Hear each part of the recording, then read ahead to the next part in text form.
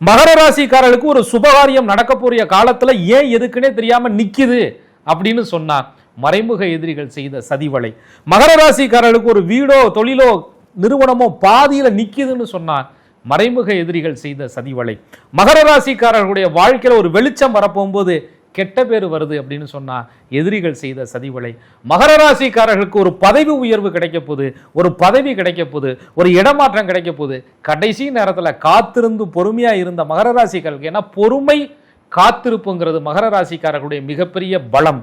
அந்த பொறுமை காத்திருப்புங்கிறத ரொம்ப பேருக்கு வகுத்தரிச்ச, என்னடா நம்மளால பொறுமையா இருக்க முடியலையே, நம்மளால காத்திருக்க முடியலையே, இவ்வளவு அடிச்சாலும் தாங்குறாங்களே, இவ்வளவு கெடுத்தாலும் தாங்குறாங்களே, கஷ்டத்தை வெளியில சொல்ல மாட்டேங்கிறாங்களே, எப்ப கெடுவான்னு நினைச்சேன் கெட மாட்டேங்கிறாங்களே அப்படின்னு எதிரியினுடைய வகுத்தறிச்சல் மகர ராசிக்காரர்களுடைய வாழ்க்கையை நிறைய பாதிச்சுக்கிட்டு இருக்கோம்.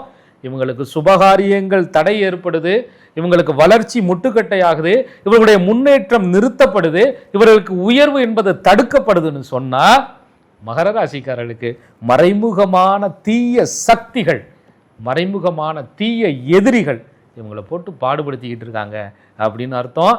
இதுல மறைமுகமான எதிரிகள் இவங்க செய்வன பண்ணிட்டாங்க, மாந்திரிகம் பண்ணிட்டாங்க, என்னென்னமோ பண்ணிட்டாங்க அப்படின்னு மகர ராசிக்காரர்கள் நினைக்க வேண்டியதில்லை. மகர ராசிக்காரர்களை பொறுத்தவரை உங்கள் உழைப்ப, உங்களுடைய ஆரோக்கியத்தை ஒருத்தர்னால கெடுக்க முடியுதுன்னு சொன்னா அவங்க தான் உங்களுக்கு மறைமுகமான எதிர்ப்பான வேலைகளை பண்ணிக்கிட்டு இருக்காங்கன்னு அர்த்தம்.